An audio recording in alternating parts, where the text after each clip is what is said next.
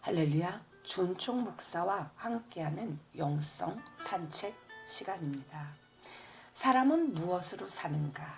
라는 이 책은 1885년 저술된 톨스토이의 단편소설로 기독교 신앙이 돋보이는 종교 문학입니다.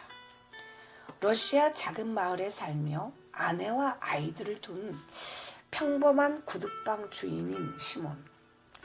그는 가난하지만 그럭저럭 착실하게 살아가고 있었죠. 하지만 자신의 노력과 달리 세상살이는 팍팍하게 돌아갔고 외출용 털 외투를 돌려입던 부부는 빌린 돈과 외상값을 받아 아내의 털 외투를 맞추려고 하나 손님과 이웃들은 온갖 변명 아닌 변명을 들거나 도리어 겁박하면서 돈을 주지 않죠. 그나마 준다 해도 푼돈에 고쳐달라는 망가진 구두뿐이죠. 게다가 옷가게 주인조차 외상으로 해주지 않습니다. 이렇게 상황이 나쁘기만 하니 결국 화가 잔뜩 난 시모는 독한 보드카를 사 마시고 투덜대며 집으로 돌아오던 중 교회 옆에서 알몸의 남자를 발견하죠. 그는 남을 도와줄 형편이 안 된다고 생각해 무시하고 지나치려 했지만 어쩐지 불쌍한 마음이 들어서 그를 집으로 데려옵니다. 이를 본 시몬의 아내 마트료냐는 돈은커녕 노숙자나 데려온 시몬에게 화를 내며 욕을 하면서 남편이건 그 알몸의 남자건 내쫓으려고 하다가 시몬의 당신의 마음속엔 하나님도 없소? 라는 그 말에 마음이 누그러져 어째서인지 그가 가엾게 여겨지고 사정이 궁금했기에 그를 집으로 들이고 식사도 제공합니다. 그러자 그 남자는 처음으로 미소를 지어 보였고 자신의 이름이 미카엘임을 알려줍니다. 하지만 자신의 정체와 사정에 대해서는 말하지 않죠. 시몬은 같이 살려면 일을 해야 한다며 그에게 구두수선 일을 가르쳐주죠. 미카엘은 가르쳐주는 대로 잘 따라해서 곧장 능숙한 일꾼이 됩니다. 그러던 어느 날이었죠.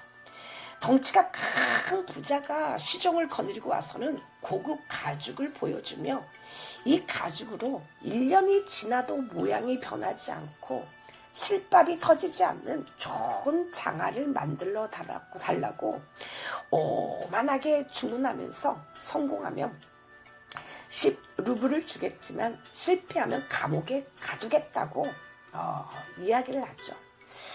시몬은 자기 솜씨로 이것을 만들 수 있을지 걱정하지만 미카엘은 무슨 이유에서인지 부자를 보고 웃었습니다.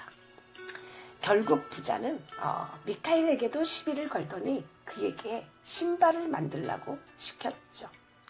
이후 부자가 떠나자 미카엘은 장화가 아니라 장례식 때 시체에게 신기는 슬리퍼를 완성하게 됩니다. 시몬은 이를 보고 아연질색하면서 놀랐는데 그때 부자의 시종이 다급하게 돌아와서는 정말 죄송합니다. 급히 주문을 바꾸게 되었습니다. 망자에게 신기는 슬리퍼로 주문을 바꿔주십시오. 시는 우리 나리께서 집을 가시다가 마차에서 갑자기 돌아가셨습니다. 라며 주인 마님의 요청으로 장화 대신에 슬리퍼를 달라고 요구합니다. 시몬이 깜짝 놀란 사이 미카엘은 미리 만들어 둔 슬리퍼를 건네줬고 아이는 고맙다고 인사한 뒤 장례식장으로 가죠. 시몬은 미카엘이 어떻게 그 일이 있는 줄 알았는지 놀라서 한동안 어안이 벙벙해졌습니다. 그 후 6년의 세월이 흘렀고 시몬 일가는 미카엘의 뛰어난 솜씨 덕분에 재정적으로 여유가 생기게 되어 그를 몹시 아끼게 되죠. 그리고 다시 어느 날 창문 밖을 보던 시몬네 아이들이 미카엘에게 이야기를 하는데 한 부인이 두 여자 아이를 데리고 아이들의 신발을 만들러 찾아왔다고 합니다. 이때 여자아이 한 명이 다리를 저는 것처럼 보인다는 말에 존처럼 한눈을 안 팔던 미카엘은 깜짝 놀라서 서둘러 창문가로 가서 창밖에 모녀에게 눈을 떼지 못하죠. 미카엘은 평소와는 달리 두 아이들에게 깊은 관심을 보였죠. 광경을 조용히 보고 있던 마트료뇨가 차를 끓여오며 여인의 사정을 묻자 그 여인은 자신은 두 아이의 엄마가 아니라고 합니다. 사실 그 여인은 두 아이의 친어머니의 이웃이었는데 6년 전 두 아이의 친아버지는 혼자 숲에서 나무를 베다가 쓰러지는 나무에 압사당했고 친어머니는 혼자서 두 아기를 낳고 나서 산후 후유증으로 세상을 떠났습니다. 그리고 시몬과 미카엘이 구두를 다 만들 무렵 그 여인이 이야기를 마치고 시몬과 미카엘이 만든 구두를 받은 뒤 아이들의 손을 잡고 떠나자 미카엘은 다시금 미소를 지었고 그의 몸에서는 빛이 났습니다. 놀란 시몬이 그 이유를 묻자 그제서야 미카엘은 조용히 미소를 지으며 모든 사실을 털어놓죠.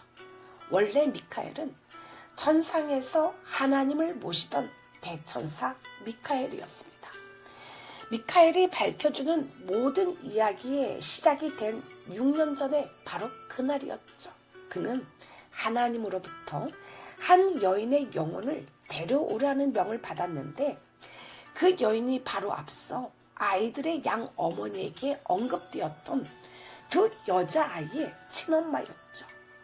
그 여인은 미카엘에게 자신은 벌목사고로 남편을 잃고 갓 태어난 아이들만 남았으며 이 아기들은 부모 없이 살 수 없으니 제발 제대로 클 때까지만 기다려주소서라고 부탁했죠. 그녀의 말에 안타까워진 미카엘은 아이들에게 젖을 물려주고는 하늘나라로 돌아가서 저는 차마 그 여인의 영혼을 데려올 수가 없었습니다 라고 말했죠. 그러자 하나님은 자 그래도 그 여인을 데려오거라. 그러면 세 가지 뜻을 알게 될 것이다. 사람의 마음속에는 무엇이 있는가? 사람에게 주어지지 않는 것은 무엇인가? 사람은 무엇으로 사는가? 이 세 가지를 알게 되면 하늘나라로 돌아오게 되리라 라고 말했습니다. 결국 미카엘은 여인의 영혼을 빼앗았고 이 가정에서 여인의 시체에 깔린 한 아기는 다리를 절게 되었죠. 그리고 여인의 영혼을 데려오던 미카엘은 폭풍에 휘말려 추락했고 여인의 영혼만 하늘나라로 가게 되었습니다.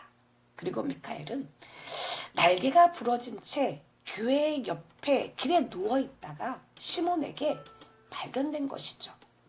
처음에 미카엘은 시몬의 첫 인상을 보고 저런 사람이 나를 어떻게 도와줄까 라고 낙심했죠. 그러나 예상과 달리 시몬은 돌아와서 자신을 구해줬고 그의 아내 마트료냐도 무작정 화를 버럭 냈지만 시몬의 말을 듣고 화를 풀었습니다. 그리고 이때 미카엘은 사람의 마음속에는 사랑이 있다는 것을 알고서 웃었습니다. 이후 일을 하던 중 부자가 와서 장화 타령을 했을 때 미카엘은 시몬이나 마트료냐의 눈에 보이지 않는 자신의 청계 시절 동료인 죽음의 천사가 부자 옆에 붙어 있는 걸 보았죠. 즉, 이 부자는 자기가 오늘 죽는 걸 모르니 사람에겐 자신에게 무엇이 필요한가를 아는 힘이 주어지지 않았다는 것을 알고 동료였던 천사를 만난 것도 반가워서 다시 한번 미소를 지었습니다. 그리고 오늘 6년 전에 자신이 죽을 거라고 걱정했던 두 여자아이가 마음씨 좋은 마을 사람들의 도움과 아이들의 양부모인 이웃 부부의 손에서 잘 자란 것을 보고 사람은 사랑으로 산다는 것을 깨닫고 웃었던 것입니다. 이렇게 세 가지를 알게 되었기에 그는 다시 하늘나라로 돌아갈 수 있게 되었고, 시몬과 마트로나 그리고 아이들 앞에서 모든 사람은 자신에 대한 걱정이 아닌 사랑으로 살아간다는 진리를 설파한 뒤 찬송을 드리면서 하늘로 올라가는 것으로 끝이 납니다. 이 시간에 찬양, 불평, 불만과 환멸 가득 찬 이 세상에 너는 무엇 위에 사는가 한 곡 올려드립니다.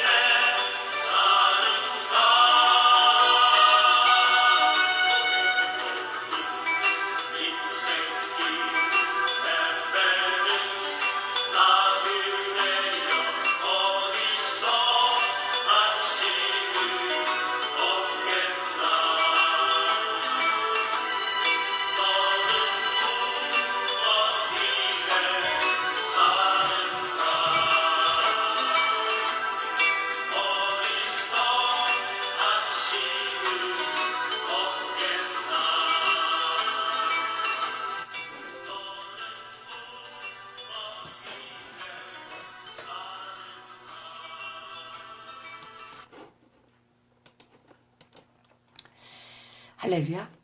이번 주는 구성전을 월세로 내어주신 건물주 할머니에게 맛있는 고기를 사서 인사를 갔습니다. 지하에서 마음껏 부르짖을 수 있는 그 시간들이 그렇게 고마울 수가 없었습니다. 보증금 500만 원 중에서 사랑하는 우지에게 200만 원을 선교 여행비로 드렸습니다. 들을 수 있다는 것이 그렇게 행복하였죠. 하늘의 부르심을 받고 이 땅에서 마지막 인사를 하고 갈 때는 오병이어로 풍성하게 드리고 갈 수 있었으면 하는 기도가 간절하였습니다. 세상에는 다양한 사람이 살죠. 누군가는 불굴의 의지와 끊임없는 노력으로 학문적, 종교적, 예술적 성취를 이루거나 권력을 얻어 세상을 바꾸려고 하죠. 누군가는 술이나 담배, 게임, 도박, 폭력, 섹스, 기름진 음식을 탐닉하며 인생을 낭비하죠. 이것은 사람마다 쾌감이라는 감정을 느끼게 하는 행위가 다른 탓입니다. 쾌감은 우리 인생을 움직이는 가장 큰 원동력이죠. 그러나 우리는 이 땅에 발을 붙이고 사는 사람들이지만 우리의 시민권은 하늘에 있습니다. 그러므로 우리는 이 땅에서 하늘 시민권자로서 긍지를 가지고 하나님 나라의 문화와 법도를 드러내면서 살아야 할 책무를 가진 영광스러운 존재들이라는 것을 하나님은 빌립보서를 통해서 우리에게 알려주기 원하시죠. 빌립보서에서 사도 바울은 그리스도인의 마음 자세와 생활 그리고 일하는 자세에 대하여 이야기를 하죠. 우리는 여기에서 그리스도인이 이 세상을 승리로 살아가는 놀라운 비결을 배우게 되죠. 빌립보서 1장은 바울은 자신을 시기하는 자들의 회방으로 인하여 복음 전파가 더욱 진전되는 결과를 하나님께 감사하고 있습니다. 감옥에 갇혀있는 바울의 처지는 복음 전파에 대해 더욱 긍정적인 효과를 몰고 왔죠. 이는 바울 자신의 생활이 전적으로 그리스도의 종기만을 지향하는 삶이었기에 가능하였습니다. 여기에서 우리는 바울의 흔들리지 않는 신앙의 확고함을 보게 되죠. 우리에게는 각각 어떤 마크, 상징, 심벌이 있습니다. 각 기독교 교단마다 합동, 통합, 순복음 다 마크가 있죠. 운동선수들 역시 그들의 소속지 팀을 나타내는 마크가 있고 학생들에게는 학교 배지라는 표지가 있듯이 우리들은 그리스도인이 된 표지를 가지고 있습니다. 그렇다면 그리스도인의 표지란 구체적으로 어떤 것들을 가리킬까요? 그 근거는 첫째가 감사요, 둘째가 선교요, 셋째가 기도입니다. 본문에서는 이 세 가지가 바로 그리스도인의 표지라고 이야기를 하죠. 바울은 빌립보 성도들로 인하여 하나님께 감사합니다. 그것은 하나님이 빌립보의 성도들에게 선한 일을 하도록 하셨다는 점과 복음 안에서 바울 자신이 항시 빌립보의 성도들과 교제하고 있었기 때문입니다. 원래 빌립보 교회는 바울로부터 전도를 받아 세워진 교회였으나 점차 성장하여 오히려 바울의 사역을 돕고 그의 전도 활동에 동참한 성숙한 신앙 공동체가 되었죠. 바울은 이 점을 하나님께 감사하였는데 이 감사는 또한 환난 중에 처해 있는 바울 자신을 역경 중에서도 기쁨으로 일관케 하였죠.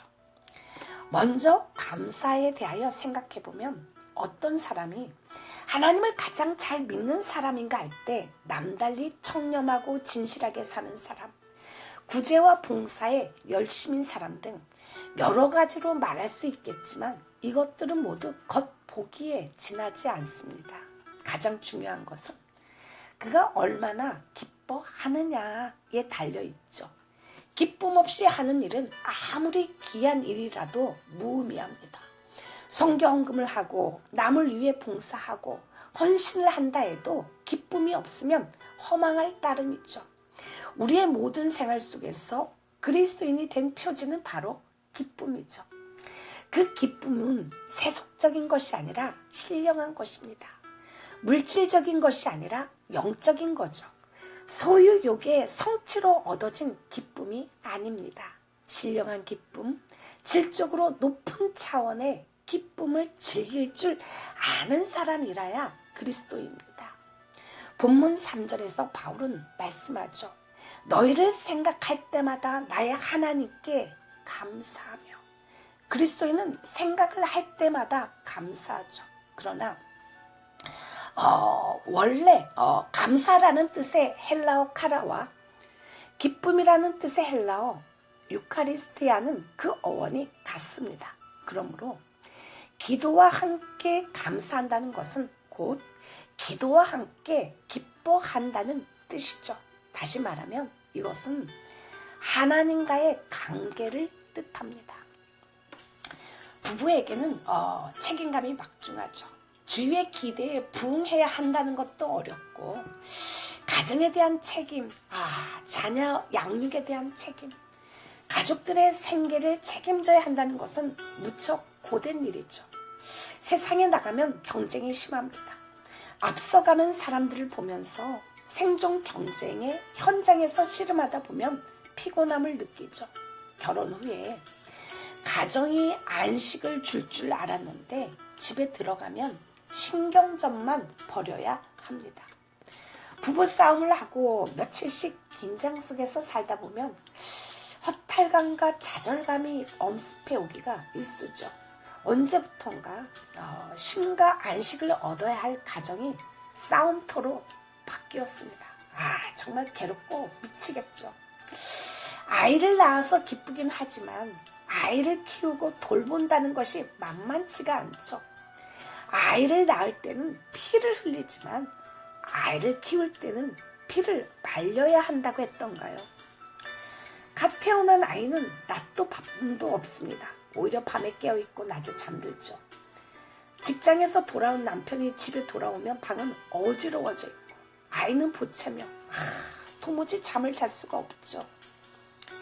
남편만 고생하는 것이 아닙니다. 아내는 항상 아이 때문에 깨어 있어야 하죠. 어쩌면 한시도 한눈을 팔 수가 없습니다.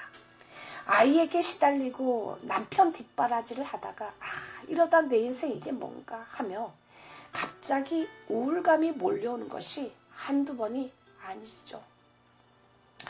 한국심리학계지에서 가족생활 주기에 따른 기혼자의 결혼 만족도라는 주제 아래 우리나라 부부는 젊을수록 그리고 남성이 더 행복하다라는 결과를 발표하였습니다. 이 논문에 따르면 40대, 50대, 60대가 20대 부부보다 전반적 불만족이 더 높았죠. 그리고 여성은 신혼에 속하는 결혼 적응기에 전반적 불만이 가장 적고 자녀 청소년기와 자녀 결혼기에 불만이 더 높았습니다. 그러나 남성은 이와 같은 특징이 나타나지 않았죠. 즉 자녀 양육이나 친인척의 문제에 부정적 효과가 여성에게만 나타난다고 보고하였죠. 과연 여성들에게만 부정적 효과가 높고 남성들은 그렇지 않을까요? 불행하게도 40대 남성의 사망률이 세계 1위죠. 세계 2위도 아니고 1위입니다. 여성 사망률의 3배나 된다고 하죠. 특히 자살률이 가장 높은 층도 40대 중반의 남성들입니다. 결혼해서 집 사고 자녀 교육시키느라 눈코 뜰 새 없이 앞만 보고 일해온 40대 남성들, 목숨을 바쳐 새끼를 지키다가 홀로 죽어가는 가시 물고기처럼 아버지들은 자식의 인생을 위해서 모든 것을 내어줬습니다. 노후자금까지 내어주었고 심지어 가족과 떨어져 돈 버는 기계로 전락해 지내기도 하였죠. 참자. 내가 여기서 주저앉으면 다 끝장이야. 자식들과 마누라를 위해서라도 참아야 하느니라. 하지만 파김치가 되어 집에 돌아오면 아내는 아내대로 무능력하다고 스트레스를 주고 아이들은 아이들대로 다 컸다고 거들떠 보지도 않습니다. 그러다 어느 날 직장에서 쫓겨나면 쫓겨났다는 말도 못하고 소주 하나 사들고 저기 관악산이라도 올라가죠. 오래전에 대중에게 크게 어필된 나는 아내와 결혼한 것을 후회한다 라는 책에서 심리학자인 저자는 이런 말을 했습니다. 어느 날부터인가 김혜수가 좋아지기 시작했다. 결국 나와 같은 철없는 중년들의 김혜수의 가슴에 대한 열광은 소통 부재의 불안과 재미없는 삶으로부터 도피하라는 태행적 현상이다. 우리가 가정을 사랑하는 것은 어머니의 따뜻한 품을 생각하기 때문입니다. 어머니의 품의 특징은 모든 것이 다 용납된다는 거죠. 아플수록 연약할수록 그리고 단점까지도 더욱 포근하게 감싸주는 것이 어머니의 품입니다. 그런데 김혜수 하면 생각나는 것이 여자의 큰 가슴인데 남성들은 사랑으로 완벽하게 소통했던 자신의 어머니를 떠오르면서 어머니의 상징인 여자의 큰 가슴에 빠진다는 것입니다. 조금 아이러니하지 않은가요? 남자들이 가정에 들어와서 제일 원하는 것은 안식입니다. 편안하게 해주는 것을 제일 좋아하죠. 하루 종일 직장에서 시달리고 들어올 때 제일 원하는 것은 따뜻한 품에 안겨서 쉬는 것이죠. 가정을 찾아오는 것은 그 안식을 그리워하기 때문입니다. 그 안식을 어디서 찾을까요? 바로 아내에게서 찾습니다. 집안에 들어왔을 때 아내가 없으면 남자들은 허전해하죠. 왜냐하면 여인에게는 품어주는 가슴이 있기 때문입니다. 넓은 가슴이. 남자들이 밖에서 아무리 위대한 일을 하고 위대한 성취를 하고 사회에 기여를 한다 해도 집에 들어오면 품을 동경하는 것이죠. 그 품에서 안식하며 내일 다시 인생의 전쟁터로 나갈 힘을 축적하는 것이죠. 여인의 가장 소중한 존재 이유는 품이 되어주는 것입니다. 안식할 수 있는 풍성한 품이 되어주는 것이죠. 그런데 현대의 비극은 여인들이 품이 되기를 거절하는 데 있습니다. 세계보건기구는 2020년대 이때 전 세계 질병과 사망의 첫 번째 원인이 심장질환이며 두 번째 원인은 급성 우울증이라고 발표했습니다. 남성들의 스트레스는 심장질환이나 급성 우울증의 중요한 원인으로 지목되고 있죠. 남성 우울증은 정상적인 남성들의 행동과 확연히 구별되지 않습니다. 그래서 본인은 물론 주변 사람들도 그가 우울증을 앓고 있다는 사실을 알지 못하죠. 남성들은 자신이 느끼는 것을 그대로 받아들이고 이야기하는 대신 그 상태에서 벗어나기 위해 술과 도박, 음란물, 일에 몰두하죠. 남성의 우울증은 그렇게 다양한 방법으로 남성 자신에 의해 포장되죠. 은밀하게 진행되는 이 병은 치명적입니다. 감정은 마비되고 우울한 상태는 계속되는 것이죠. 이렇게 남성들은 전형적인 우울증을 증상을 자신이 스스로 느끼더라도 술 친구를 찾아 기분을 풀거나 잠이 안 오면 스마트폰을 만지작거리죠. 누적된 피로는 그러려니 하고 사우나에 가는 것이 고작입니다. 그리고 슬픈 생각이 들면 그 감정 자체가 당황스러워서 성이나 일로 풀려 하는 것이 보통의 남자들인 것이죠. 그런데 여인이 가정에서 품이 되기를 거부하는 그 순간에 가정은 품이 없고 안식이 없는 곳이 되어버리죠. 가정에서 사랑받지 못한 남편들은 일부러 기과 시간을 늦춘 채 밖에서 밤거리를 헤매게 됩니다. 이 시간에 찬양 한 곡, 빛이 없어도 환하게 다가오시는 주 예수 나의 당신이여 한 곡 올려드립니다.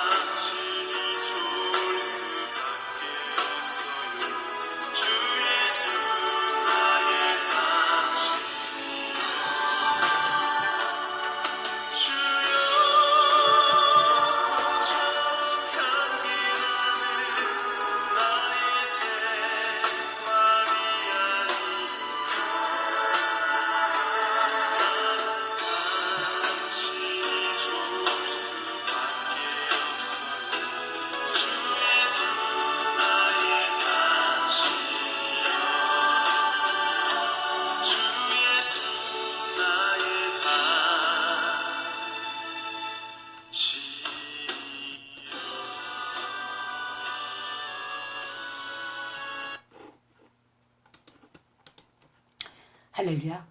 우리가 알다시피 빌립보서는 기쁨의 서신이라고 불립니다. 그런데 바울은 평안하고 모든 것이 만족스러운 상황에서 이 기쁨의 편지를 쓴 것이 아니죠. 그는 로마의 감옥 안에서 저 땅속에 이 지하에 갇힌 그 상황에서 이 편지를 썼습니다. 하늘에 기쁨이 없다면 우리는 그리스도인으로서 세상의 환난을 극복할 수가 없죠.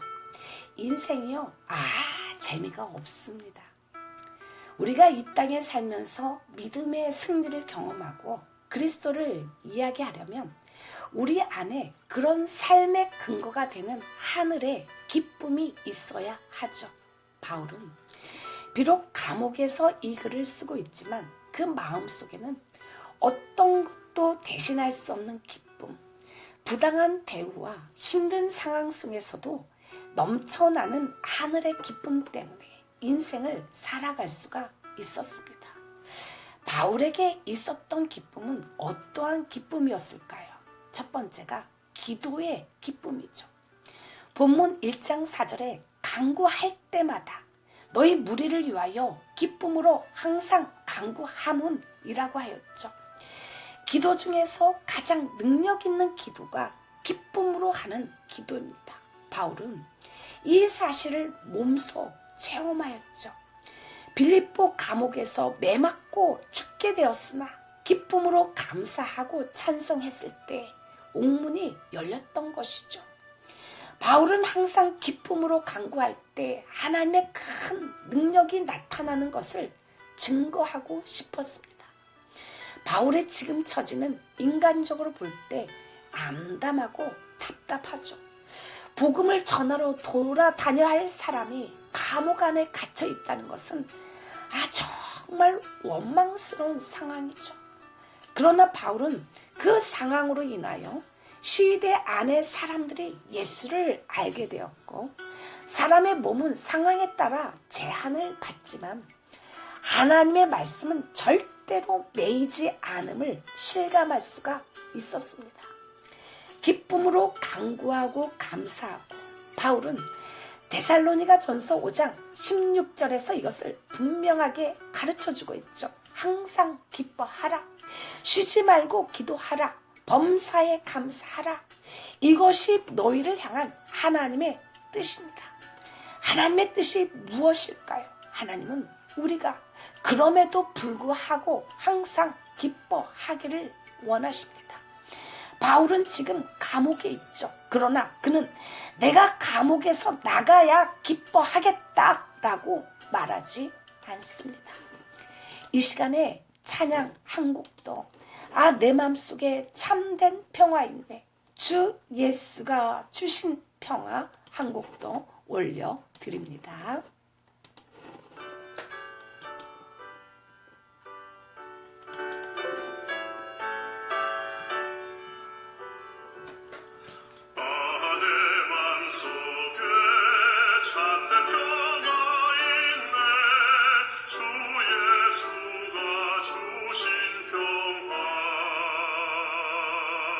시험 닥쳐와도 흔들리지 않아.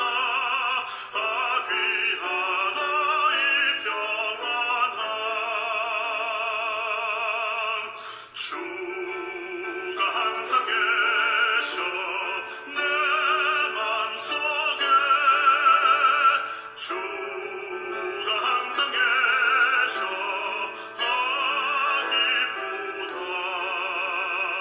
주 나의 맘에 계셔 위로하시네.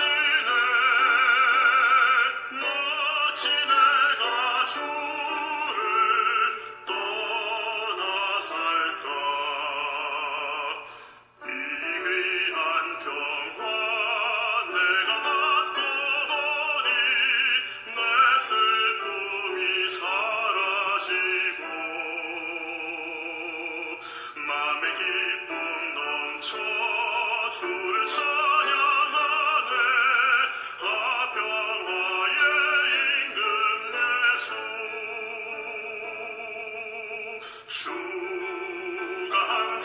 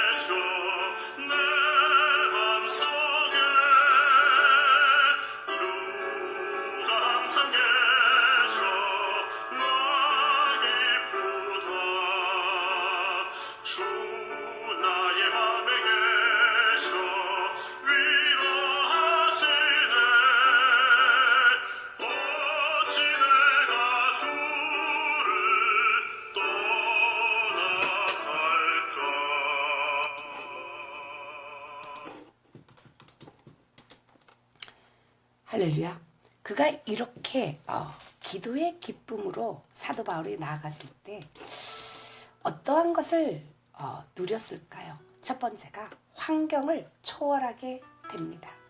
바울은 감옥에서 내게 능력 주시는 자 안에서 내가 모든 것을 할 수 있느니라 라고 했죠. 기도의 기쁨으로 그리스도와 함께 있으면서 환경도 조건도 초월하기 때문입니다. 두 번째로 기쁨으로 기도로 나갈 때 그리스도와 함께 있는 것을 체험하게 되죠. 사방으로 우겨 쌓임을 당하여도 쌓이지 아니하고 답답한 일을 당해도 낙심하지 아니하고 핍박받아도 버림받지 아니하며 거꾸러뜨림을 당해도 망하지 아니하는 것은 내 속에 이 질그릇이지만 보배를 가졌기 때문이라 라고 했죠. 세 번째로 흑암의 권세가 무너집니다. 형제들아, 나의 당한 일이 도리어 복음의 진보가 된 줄을 너희가 알기를 원하노라. 무슨 말인가요? 비록 바울이 감옥에 갇혔지만 그 일이 그리스도 안에서 이루어진 일이기 때문에 오히려 복음에는 더 큰 진보와 부흥의 역사가 이루어졌다는 것이죠. 바울로 하여금 복음을 전하지 못하도록 감옥에 꽁꽁 묶어놨으나 오히려 복음의 역사는 더 크게 일어났죠. 그리하여 전 지역에서 사단의 흑암 권세는 더 크게 무너지게 된 것입니다. 그래서 그는 말하죠.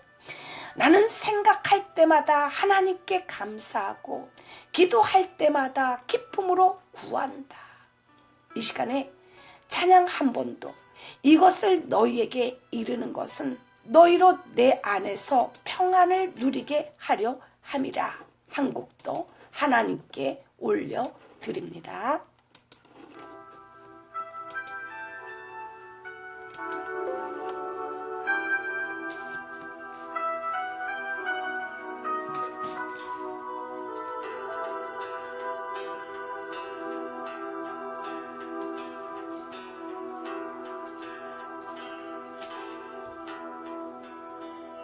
이것은 너희에게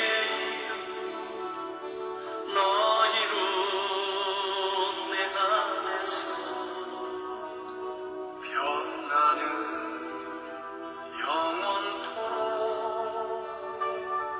누리게 하려 함이라. 이것은 너희에게 이름 너희로 내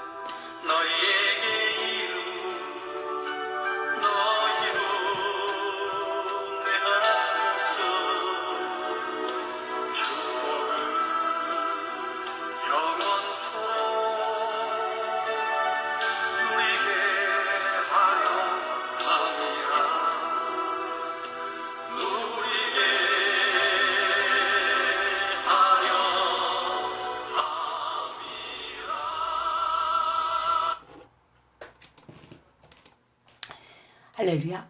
경제의 난이 가중된 요즘은 실직과 파산으로 인하여 자살을 하여 가정이 무너지고 사회 기초가 파괴되는 현상을 심심찮게 볼 수가 있습니다. 죽는 것을 생각하는 사람은 다른 방법으로 살아가는 방법을 찾을 수가 없죠. 또한 이 세상 모든 일들이 알고 보면 너도 나도 모두 살고자 하는 일인데 질투와 욕심으로 죽여야 살고 살기 위해서 죽여야 하는 무서운 세상이죠. 세계에서 청소년층의 자살이 제일 많은 나라는 미국이죠. 1년이면 5,000명 이상이 스스로 목숨을 끊고 떠나갑니다. 그들이 목숨을 끊고 난 다음에 그 의미를 과연 발견했을까요? 남은 것은 가족들의 비애와 슬픔뿐이죠. 사실 스스로 목숨을 포기하지 않아도 때가 되면 땅에 묻히게 되는 것이 우리 인생이죠. 이것은 절대적인 사실입니다. 성경에 사람의 연수는 70이요 강건하면 80이라고 했습니다. 살아있다는 것은 축복이죠. 건강하게 아름다운 생활을 하다가 하나님의 부르심에 기꺼이 응할 수 있는 생활의 자세가 필요합니다. 바울은 장가도 가지 아니하고 혼자 떠돌아다니며 복음을 전하였죠. 예수님 이후에 최고의 복음 전도사, 천하의 대사도였던 바울도 엄청난 고민에 휩싸여 있었죠. 바울의 말년은 너무나 쓸쓸했습니다. 가정에 따스한 재미도 없었고 사랑받고 줄 수 있는 아내도 없었죠. 이제 몸을 기댈 자식도 없었습니다. 오직 일생을 예수에 미쳐서 복음만 전하며 살아왔죠. 사람은 고생이 너무 심하면 죽고 싶습니다. 고통이 너무 심하면 삶을 포기하고 싶고 희망이 보이지 않을 때 힘을 잃어버리게 되죠. 살아야 한다는 이유가 없을 때 인간은 스스로 목숨을 내려놓습니다. 당신과 제가 살아야 할 이유가 무엇일까요? 바울의 고민은 바로 죽느냐 사느냐의 문제로 생의 절벽에 놓이게 되었습니다. 바울의 심정은 빌립보서 1장 23절에 잘 나와 있죠. 죽느냐 사느냐의 두 갈래길에서 죽음을 선택하든지 삶을 선택하든지 한쪽에 결단을 하여야 하는 인간 바울의 모습을 발견할 수가 있습니다. 바울은 고백하죠. 죽음의 가능성 있는 감옥 속에서도 바울은 죽음을 두려워하지 않았습니다. 그에게는 자신이 죽느냐 사느냐의 문제가 중요했던 것이 아니죠. 그는 빌립보 교인들의 성도들의 유익을 위해서 자기가 그들과 함께 있을 수 있느냐는 문제가 더 중요했죠. 그것은 죽음을 초월한 신앙과 성도에 대한 깊은 사랑을 보여주는 간증이죠.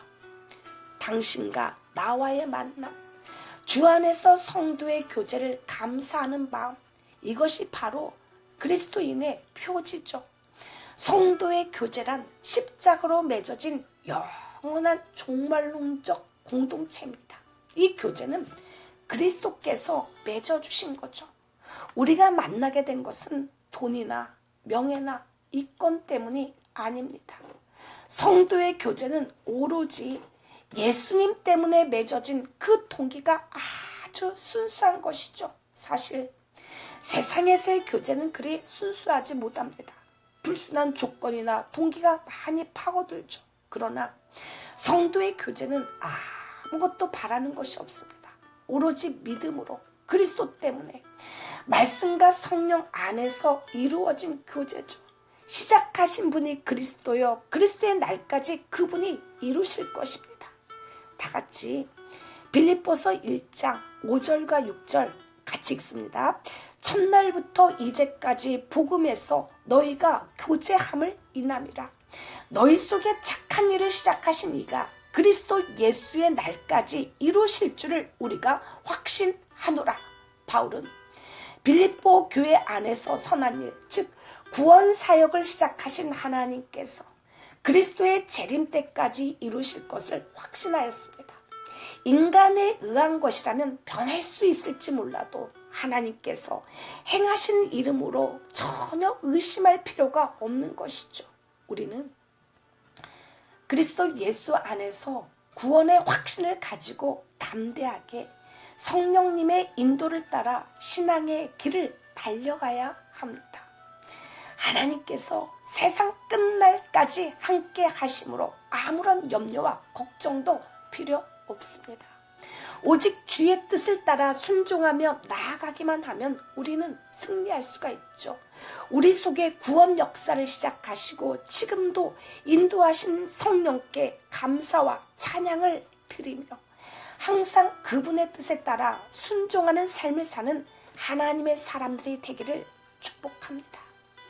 빌립보서 2장 17절과 18절에 만일 너희의 믿음의 재물과 봉사 위에 내가 나를 간제로 드릴지라도 나는 기뻐하고 너희 무리와 함께 기뻐하리니 이와 같이 너희도 기뻐하고 나와 함께 기뻐하라 라고 하였습니다. 간제물이란 재물 위에 마지막으로 따라 붙는 수를 뜻합니다. 이것은 바울 자신이 뿌릴 피의 순교를 염두에 두고 한 말이죠. 자신은 빌립보 교우들의 그 재물, 사랑의 봉사 위에 피를 쏟아 하나님께 드리고 싶다고 하였습니다. 이것을 생각하면 나는 기뻐하고 너희 무리와 함께 기뻐하고 이와 같이 너희도 기뻐하고 나와 함께 기뻐하라 라고 하였죠. 이것이 얼마나 중요한 말씀인가요?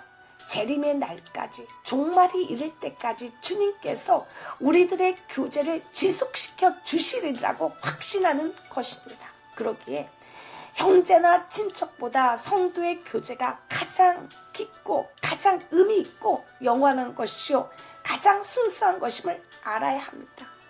믿지 않는 형제나 친척에게 이야기할 때는 대화가 통하지 않고 벽을 보고 이야기를 하는 것 같을 때가 많죠. 그러나 성도는 하늘 가족이기 때문에 하늘나라의 말과 마음이 통합니다. 세상 사람들이 다 나를 외면한다 해도 성도의 교제는 언제까지나 나를 떠나지 않습니다. 그 동기가 그리스도요, 그 역사가 곧 예수이기에 이것을 이름지어 마라나타 커뮤니티라고 하죠. 주의 재림을 기다리면서 주의 능력 가운데 이 교제가 이어져 가는 것입니다. 너희 안에서 착한 일을 시작하신 이가 그리스도 예수의 날까지 이루실 줄을 우리는 확신하노라. 신령한 기쁨, 신령한 감사, 그리고 종말론적인 성도의 교제를 소중히 여기면서 늘 감사하는 것, 이것이 그리스도인이 된 첫 번째 표지입니다. 이 시간에 찬양, 하나님께서는 우리의 만남을 계획해 놓으셨네 한 곡 올려드립니다.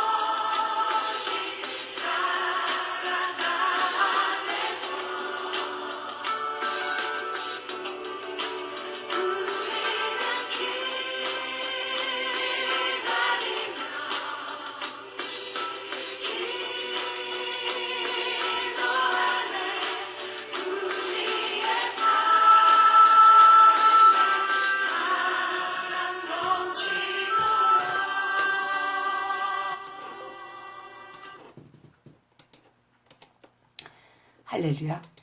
어떤 어려움이 닥쳐온다 해도 천국 마마를 얻은 장사처럼 든든한 기분이 되는 것입니다.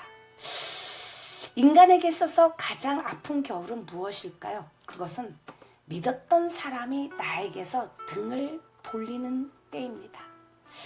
아들, 딸 3남매를 애지중지 키워온 어느 노부부가 아들, 며느리들이 모여 서로 부모를 모시지 않겠다고 싸우는 소리를 우연히 듣게 되었죠. 순식간에 이 부부의 마음속에는 차가운 한겨울에 눈보라가 몰아쳤습니다. 그로부터 3일 후에 어머니가 심장마비로 세상을 떴죠. 아내까지 잃어버린 아버지는 더욱 세상을 살아갈 힘을 잃어버렸습니다. 그 후로 1년도 채 넘기지 못하고 아버지마저 심장마비로 세상을 하지겠죠. 이렇게 믿었던 사람들로부터 받은 배신은 인간의 마음에 혹독한 위기를 가지고 옵니다. 바울은 예수님을 만난 후 그의 모든 것, 그의 지식, 능력, 재산, 열정, 청춘을 몽땅 주님께 바쳤죠. 지금 그에게 남은 것은 얼마 남지 않은 그의 목숨뿐이었죠. 바울은 이제 더 이상 젊은이가 아닌 인생의 겨울을 눈앞에 둔 늙은이였습니다. 예수님을 위해 한평생을 살아온 바울에게 겨울을 지낼 외투 하나 없이 감옥에서 있었지만 그는 결코 예수님을 향한 사랑과 열정이 식어지지 않았죠. 아, 주님 대체 왜 그래요? 평생을 주님만 바라보고 살았는데 감옥에서 이게 뭡니까? 라고 원망하지도 않았습니다. 바울은 여러 면에서 혹독한 겨울을 맞이했지만 그러나 바울은 그 인생의 매서운 추위를 멋지게 극복하였죠. 아니, 죽음조차 사도 바울을 꺾을 수가 없었습니다. 그가 그의 겨울을 이겨낼 수 있었던 힘은 어디에서 나온 것일까요? 바울에게는 빌립보 성도들이 있었고 디모데가 있었습니다. 디모데는 그가 믿음으로 낳은 자식이죠. 그와 디모데는 시공간을 뛰어넘는 교감을 나누고 있었습니다. 그들에게 멀리 떨어져 있는 거리가 문제가 되지 않았죠. 바울은 믿음의 아들 디모데에게만은 무엇이든지 그의 마음을 털어놓을 수가 있었습니다. 미약한 개척교회를 뒷바라지 하는 민스 시스터 자매들과 한국 프루트의 장로님 부부, 왕복 5시간을 교회로 2년간 달려오시다가 아예 성전 옆으로 이사 오신 사랑하는 김희수 목사님,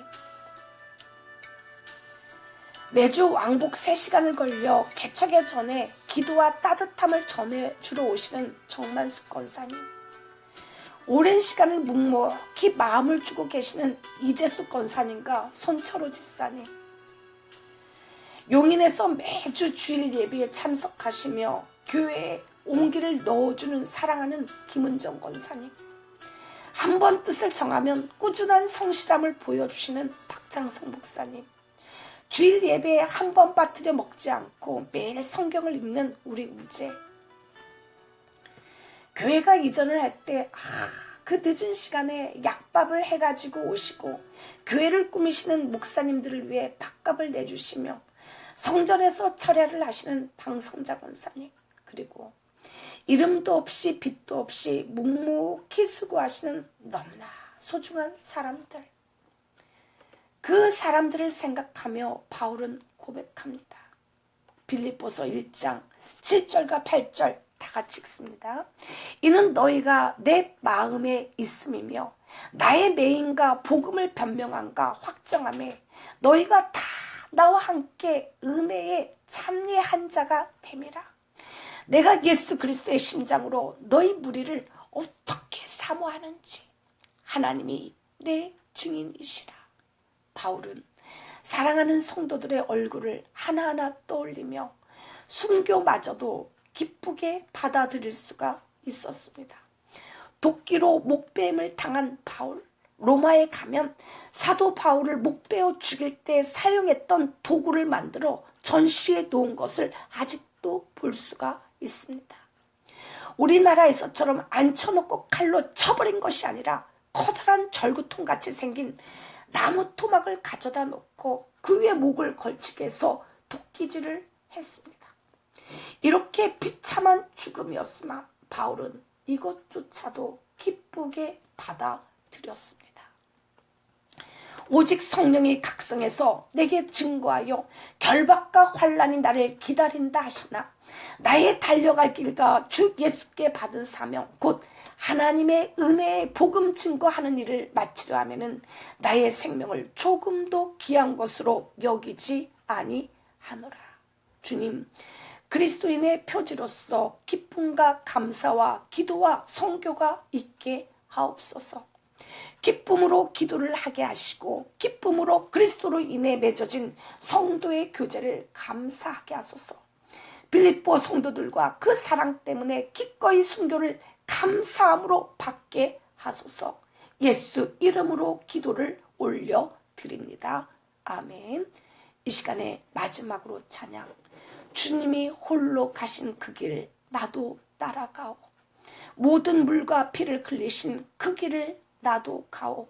험한 산도 나는 괜찮소. 바다 끝이라도 나는 괜찮소. 죽어가는 저들을 위해 나를 버리길 바라오.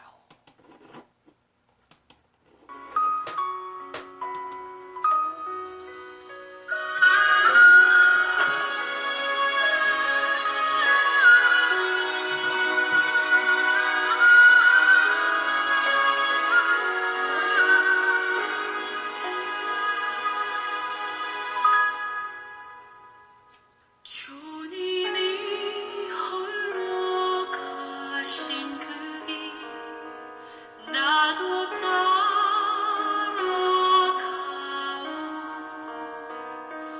모든 물과 피를 흘리신 그 길을 나도 가오.